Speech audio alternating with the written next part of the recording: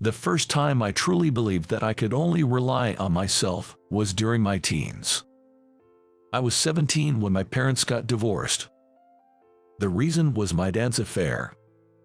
I didn't side with either of them. My parents were indifferent towards me, and when they decided to divorce, I overheard them saying terrible things. "I'm sorry, but I can't take care of that kid. I want to live freely from now on. I have a life with my new wife, too. I didn't want to be with them if that's what it took. So, I decided to live on my own." My dad agreed to pay for my high school education. For college, I decided to use scholarships. During my college years, I worked hard and was always at the top of my class. My job hunting went smoothly, and I successfully landed a job at a major company. I no longer needed anything from my mom or dad. Feeling that I could live on my own was liberating. After joining the company, I worked hard for the company's sake and soon was entrusted with important tasks. My colleagues and seniors seemed to dislike me. They were probably jealous of me efficiently doing my job and getting praise from the bosses. I always thought, if you have time to be jealous, you should be working hard instead. Looking back, I was an arrogant newbie with grandiose ideas, even though I had just joined a company. Years passed, and I was put in charge of training new employees. The new recruits were slow and had a hard time grasping things, which was frustrating every day. Then, one day, a subordinate asked me a question. I need help with this part." The document the subordinate showed me was something I had explained before. At that time, I had a lot of work piled up, and I was irritated, so I snapped at him. "You're too inefficient. You should have remembered this the first time. How many times do I have to tell you?" The timid subordinate looked like he was about to cry. I didn't consider his feelings or reflect on my way of speaking. After that, the subordinate stopped asking me for help. A few days later, the subordinate made a major mistake with a client. He had ordered a drastically wrong number of items. Apparently, he had questions about the order quantity but was too afraid to ask me. Despite our apologies, the client wouldn't forgive us. And thus, we lost the contract with that company. Some time later, I was called by the department head, John.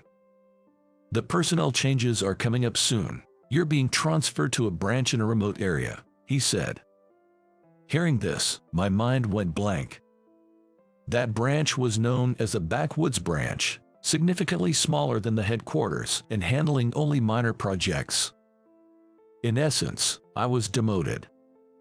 Come on, this just isn't right. Frustrated, I confronted John about it. "Is this because of the mistake my subordinate made recently?" "That wasn't my fault, it was his. He should be the one held responsible, not me." To my surprise, John said something unexpected. "Demotion? No, it's not like that. That place is my hometown, actually. The air is fresh and it's a really nice place. It might just provide what you're currently missing." Saying that, he patted my shoulder and left. News of my demotion spread quickly around the office, and everyone seemed to have a serves-you-right look on their face. I thought about quitting the company altogether, but instead, I resolved to make a success of the rural branch and show them all. About a month after being told of my demotion, I finished preparing for the move and was driving to the new town. It was pouring rain that day, with strong winds. The rain lashing against the windshield made it hard to see. As I was driving irritably, suddenly a young woman dashed out in front of my car. "Watch out!" I braked just in time, and she was safe, but stood there, stunned. I was worried, so that I stopped the car and got out. She was completely drenched, not even holding an umbrella. "Are you okay? Why are you out here without an umbrella?" When I asked, she answered with an anxious look. I dropped an important charm. I was looking for it when my umbrella got blown away. It must have been really important to her. She was on the verge of tears. "A charm. I'll help you look for it." I handed her a towel from my car and found myself offering to help. "No, it's okay. I couldn't ask you to." She looked down as she spoke. "First, you need to change out of those wet clothes before you catch a cold. There's a big clothing store just over there. Shall we buy you some dry clothes?" Yes. Somehow, I couldn't leave her alone, and I drove her to the roadside clothing store. After parking the car, I handed her an umbrella. "I'll wait here for you." "Thank you so much." After waiting in the car for about 15 minutes, she returned wearing a new shirt and jeans. We then went back to where she lost her charm and started searching. "It fell on the road, right? Are we looking in the right area?" "Yes, I think so." We searched thoroughly from one end of the crosswalk to the other, under the umbrella. Then, something glittered in a gutter across the road. "Isn't that your charm over there?" Yes, that's it." She carefully wrapped her hands around the light blue charm and seemed relieved. "I'm so glad we found it." And she repeatedly thanked me, saying, "Thank you so much, you've been a great help." By then, the rain had almost stopped. She smiled brightly and nodded in gratitude before leaving. It's been a while since someone thanked me like that. I felt somewhat bashful. Then, I got back into my car and headed to the rented apartment provided by the company. The apartment was quite spacious for one person and nicely furnished. However, there wasn't a supermarket or even a convenience store nearby. The closest supermarket was a 30-minute drive away. Moreover, that supermarket didn't have a great selection, leaving me feeling uncertain about my future here. A few days later, I headed to the office for my first day of work. The branch office was about the size of a slightly larger convenience store. "Can I even work in such a small place?" I muttered to myself unintentionally. As I opened the door and entered with a bit of nervousness, I noticed the office, with just a few desks lined up, was cozy, and unlike the sterile main office, there were potted plants around, and everything was neatly organized, creating a warm atmosphere. Did I arrive too early? There didn't seem to be anyone inside yet. Maybe the female staff were changing. Just then, I heard a woman's voice from behind. "Good morning." As I quickly turned around to greet her, I was surprised to see the woman standing in front of me. "It's you." It was the same woman I had helped look for the charm that day.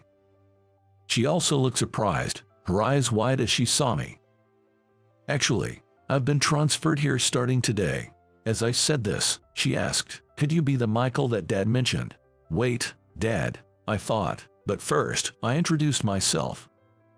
"Yes, hi Michael. I've come from the headquarters. Nice to meet you, but I'm really surprised to meet you here." Her name, it turned out, was Emily. And she was John's daughter.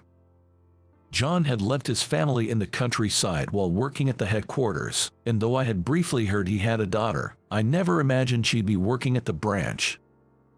Emily said, "Dad mentioned you. He said you are always hard working in your job."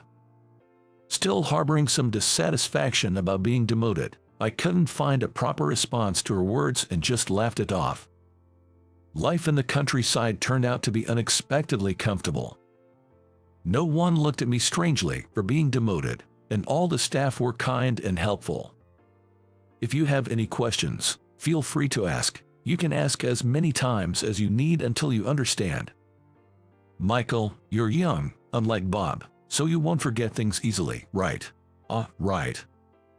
Everyone around chuckled. It was a very homey atmosphere.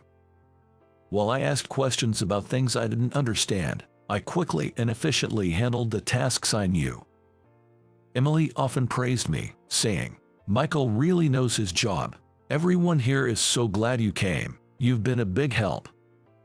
Before, I was not good at being relied upon, but since coming here, I've started to enjoy being needed. At the same time, I was determined to become someone others could rely on. Several months later, John visited the workplace. Initially, I had resented him, but now, there was not a trace of that feeling left, only gratitude. I immediately went up to greet him with a smile. "Long time no see." I noticed he had the same charm on his bag that Emily always wore. The charm I had helped her find in the rain was a family matching item. That's why she had searched for it so desperately, drenched in the rain. John smiled warmly and said, "Ah, it's been a while. You look well, that's good to see." John approached me and said, "I'd like to have a word with you, just the two of us." Looking at me, he said, "Michael, you've changed in a good way. You look great. I guess it's because everyone here is so nice, and I enjoy the work. When I was first transferred, I honestly resented you, thinking, why do I have to be demoted? But you intentionally sent me here, didn't you?" John replied. "Exactly, Michael, that's right. I wanted you to learn more amongst people. Remember, you always try to do everything on your own." To his words, I jokingly yet sincerely responded, "Thank you for demoting me." But that was truly how I felt. John laughed and said, "I told you, it's not a demotion." Furthermore, he mentioned, "Emily talks about you all the time. Thank you for teaching my daughter at work. Also, the HR department will probably ask about your future plans. If you wish, you can return to the headquarters. Just think about it for now." Months ago, I would have immediately thought about returning to the headquarters. But now, I was really uncertain. Word about whether I would return to the headquarters spread quickly in this small company. The employees there said, "It would be sad if you leave." Emily said, "Michael, are you going back to the headquarters? But maybe a competent person like you belongs there," her eyes welling up with tears. Some time later, a representative from the HR department asked me about my preferred place of work, and I said I wanted to keep working at this branch for a while. I didn't know for how long, but I had decided not to return to the headquarters until I became an employee who could lead this branch. Then, I got a message from John. "I heard you decided to stay there and work hard. Keep looking after Emily for me," he said. After that, I continued to work with a relaxed attitude at the countryside branch. Eventually, I was even entrusted with a managerial role. The staff and I would have a drink together once a month, creating a time to bond and enjoy each other's company. Recently, I've felt our bonds growing even stronger. Gradually, Emily and I also became closer. One day, on our way back from a drinking party, when it was just the two of us, she looked into my eyes and said, This is sudden, but what do you think of me? I like you, Michael. If you don't mind, would you be my boyfriend?" She confessed to me first. Already attracted to Emily, I didn't hesitate to accept her confession. And so, we officially became a couple. Since then, every day has been fulfilling, and I hope these days continue forever. I never thought such happiness would come my way. Now, I can finally look back on my past calmly. I got a job with this company with a twisted heart after being abandoned by my parents. At work, I was selfish and didn't trust anyone. But coming to this town, thanks to the kind people around me, I started to genuinely want to work hard for everyone's sake. I'm grateful to John for sending me to this town. I plan to make Emily, my colleagues, and everyone else happy from now on.